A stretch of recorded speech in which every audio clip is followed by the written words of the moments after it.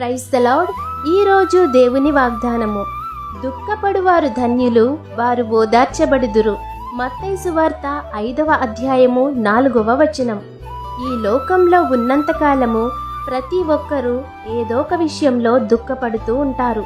ఆ దుఃఖము మనుషులేదుట కాకుండా దేవుని సన్నిధిలో కనపరచాలి. మరి హన్నా అయితే పిల్లల కోసం దేవుని సన్నిధిలో దుఃఖాక్రాంతురాలై ప్రార్థించింది. దేవుడు ఆమె మొర ఆలకించి ఆమె జీవితంలో దేవుడు గొప్ప కార్యాన్ని చేశారు.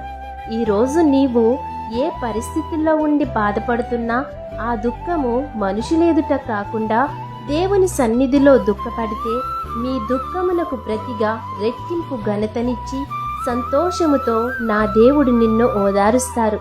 కాబట్టి ఈ వాగ్దానం మీ జీవితంలో నెరవేరాలని కోరుకుంటూ దేవుని సువార్త పరిచర్యలో మీ సహోదరి. ఆమేన్. God bless you.